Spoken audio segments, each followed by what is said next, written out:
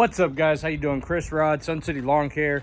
Today, another video. We're going to be talking about pest control, integrated pest control.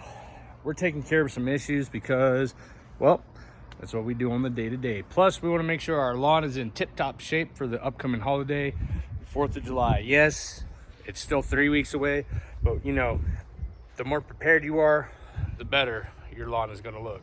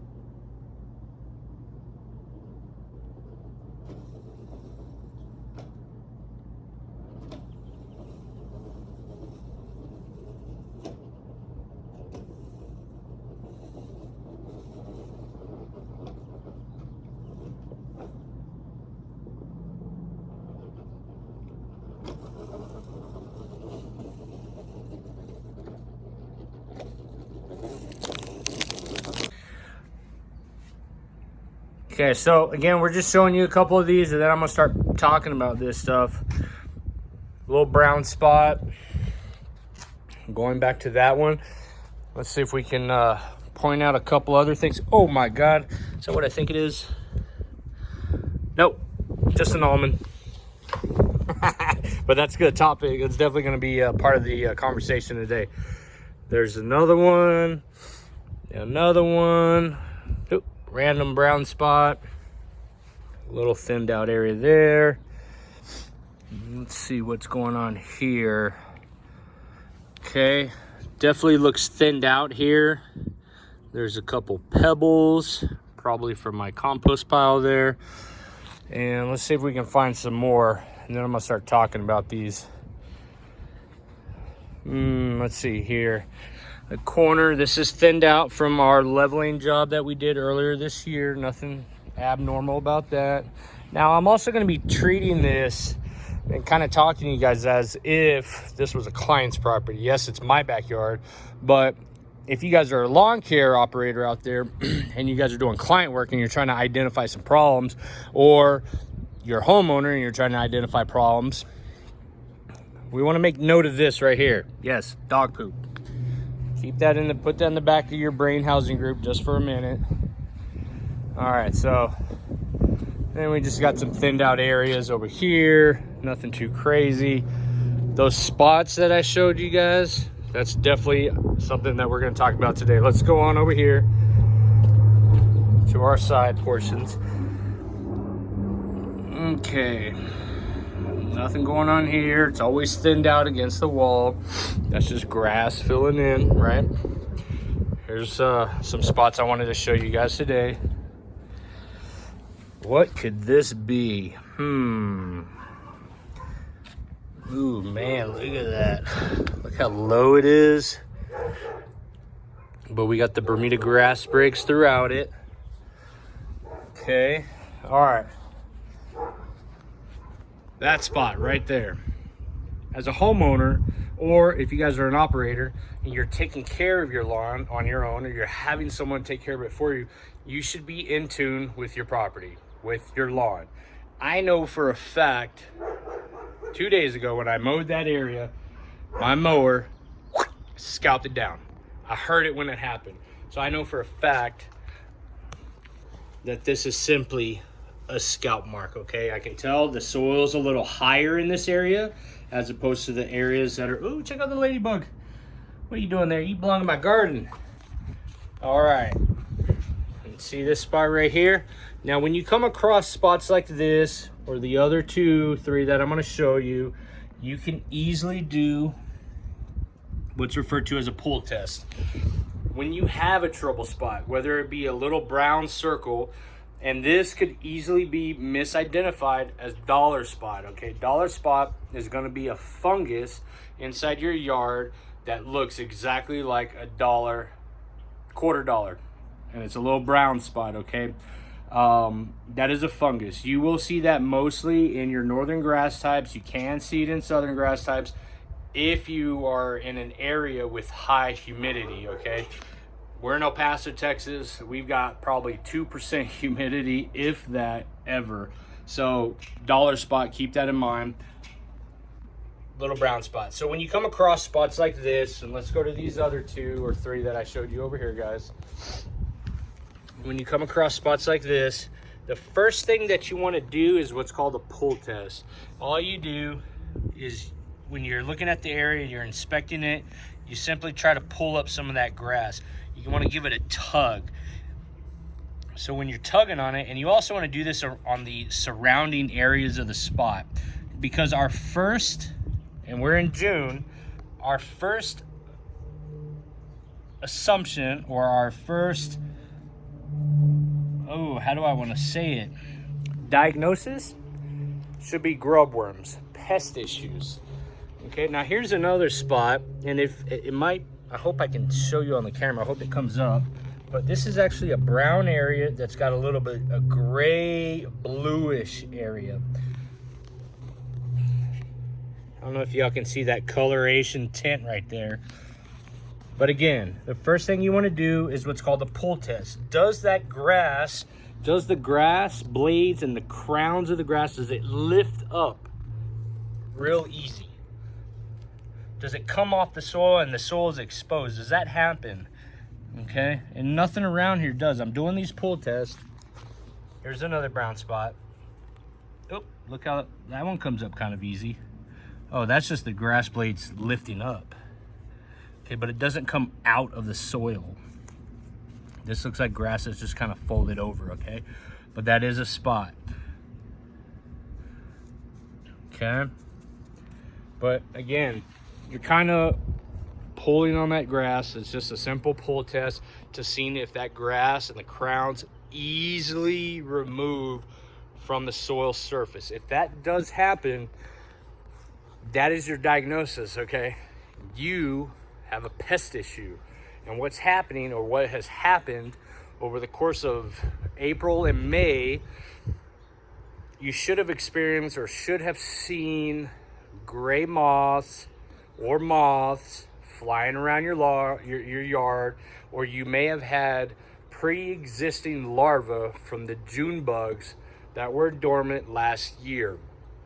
And what's happening is those June bugs laid their larvae, the moths laid their larvae, they lay there, they're dormant, and then soil temperature started to increase, and then they started to hatch. Those eggs started to hatch into what are, either army webworms, sod webworms, grub worms. They started to feast on the root system. It's going to change the color of your green lawn from a green to a grayish blue to a brown, but you have to do that pull test. And if you pull that grass up, you might be able to see some grub worms doing their business right down in that soil system, okay? Now we have to remember a couple things.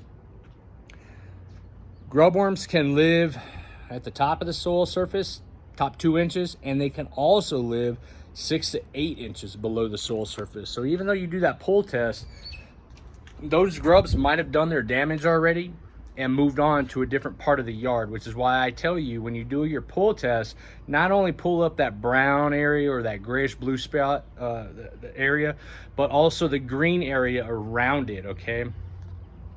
You want to do the pull test there, because once they feast on an area of your lawn, they're going to move to different sections, okay, and start doing more damage. So the second you see an area like that, you need to go and inspect it, and then you'll know whether or not you need to apply a product. So again, today's video, that's what we're talking about, is pest issues, okay, and products that you can apply to protect your lawns, okay? I'll make another video about fungus probably here shortly, but the reason why I'm making this video is because recently, as of this past weekend, I was cleaning the pool, and guess what I came across? All right, so like I was saying, I was cleaning the pool this past weekend, and I came across inside the filter a couple June bugs. They were in there, and I was trying to capture one today in the filter. There was not one in the filter, but I'm looking around the pool, and guess what I find? Look at this little guy right down in here. There he is. This is live, guys. This is no BS, literally in the pool. Now, why do they end up in the pool? Oh, there's holy cow, that's a huge one. Look at this guy. That's 2 right there. Even Chris, Suncitylawncare Lawn Care, we've got him in our yard, in our pool. We treat for the, oh, look. There's another one. Oh my God, that's a big one. Look at that. 3 June bugs, guys. So again, and a lot of people don't even know this, but June bugs are actually nocturnal, okay? They do their damage at nighttime.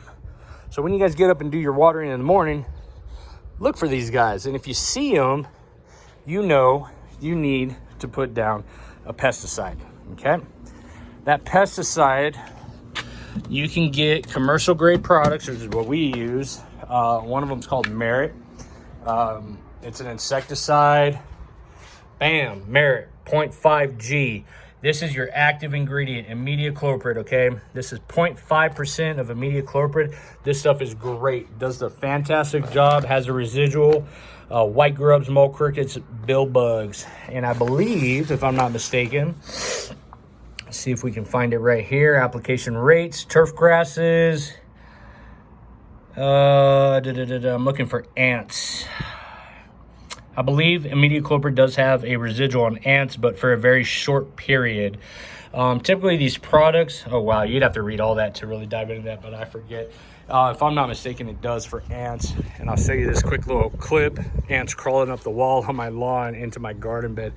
The residual for this product is different than the residual for, say, grubs, okay? Ants could be 3 months, grubs could be 5 months, okay? So today what I've done, I went ahead and did this application, and the typical application rate is going to be anywhere from 2 to 3 pounds per 1,000 square feet. It's a granular product. Put it in your spreader, walk your path. Now the key to this, you watering the product in, okay? Remember earlier I had mentioned that the larvae and the grub worms, they're doing their damage at the 2 to 3 inch mark, and also the 6 to 8 inch depth, okay? So the key to activating the granulars is to water this product, water it in deep. So after you do your application, after you blow off any debris from your pathways, cycle your system, or do it on a day that you know it's going to rain, so that the granular gets down into the soil system and starts to kill off these bugs, okay? They're either going to be carrying it back to the little nest, or they're going to start consuming it so that they die off and quick. Now this is imidacloprid, okay? That's the active ingredient. Up in the box, I'm going to go ahead and put a picture of what you guys can get from Home Depot or Lowe's, okay? We're going to recommend probably a Bio Advance grub killer. Now, lately, I haven't noticed a product that contains an active ingredient called Dilox. Dilox is going to give you your 24-hour kill ratio, okay? If you've got a problem, like for example, I just found some June bugs in my pool. I know I've got a problem. If I want an immediate result, I don't want to deal with them at all. That's going to be your active ingredient, Dilox, okay? That's going to give you the 24-hour kill ratio, okay? But you also have to use a product that's going to protect the lawn. So there's the bag that you're going to get that's going to be the proactive and protective measure, immediate cloprid, merit. And then there's going to be the product that you can get that's got the 24-hour grub killer inside of it. The active ingredient is Dilox, okay?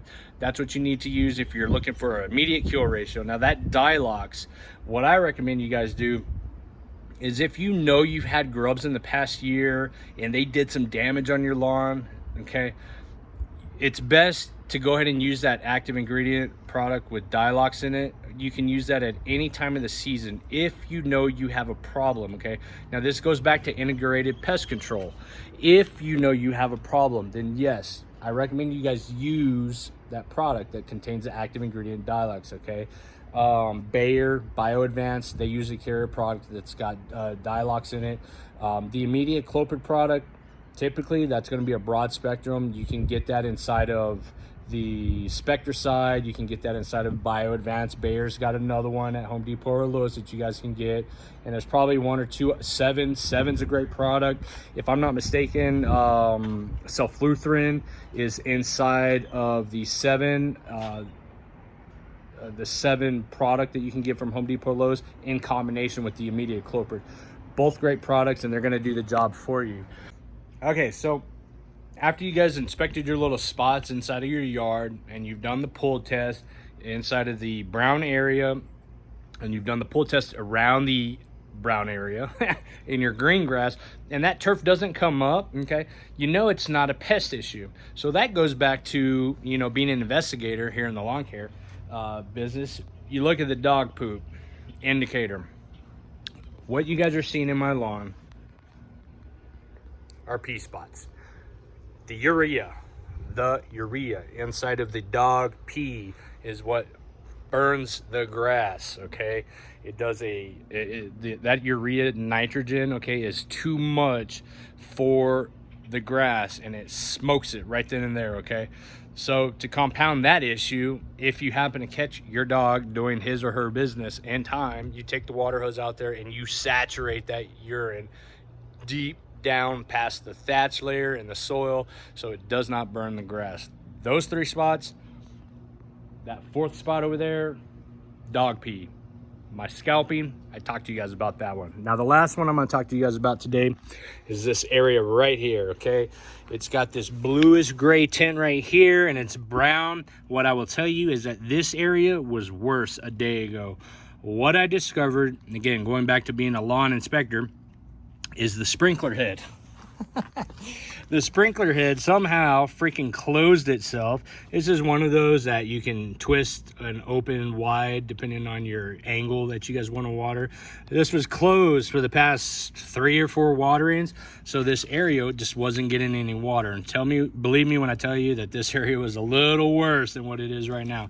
So yesterday, I literally just opened this back up yesterday, and I cannot believe I missed that. All that is right there, that bluish gray color. Again, going back to inspecting areas, trouble spots inside your lawn this time of the year, the month of June, we're looking for one of two things. 1, pest issues. 2, water or irrigation issues. And when you see patterns, especially those 45 degree or like a 180 degree pattern, a 90 degree or 45 degree, if you're standing next to a sprinkler head and you see a pattern near it, that's an irrigation issue, okay? That's the first 2 things you guys need to inspect when you're seeing little trouble spots like this, okay? Outside of that, the next thing that you could look for, if you guys are watering accordingly, you're fertilizing properly, you know your irrigation is running great, is fungus, okay? Now, That's going to be one of my next videos. You guys are going to have to stay tuned for that one. The reason why I'm not talking about it today or this time period, we don't get fungus in El Paso in June. You shouldn't be. If you're watering in the mornings, only in the mornings, we've got triple digit heat, and we've got probably 2%, maybe 5%, don't quote me on this, maybe 5% of humidity.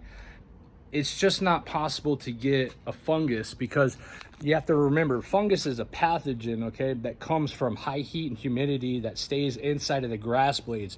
If those variables aren't present inside of the turf, you're not going to get a fungus, okay? But stay tuned, because I'm going to be talking about fungus in July, because here in El Paso, we have decreased temperatures, but increased humidity in August. So to prepare for fungus, that video is going to be in July. Y'all stay tuned. If you have any questions, don't forget to leave me a comment below and ask away. That's it. That's all I got for you guys today. Make sure you're out and enjoying the lawn. Identify the problems. Do the pull test. And if you haven't already done so, it's June, guys.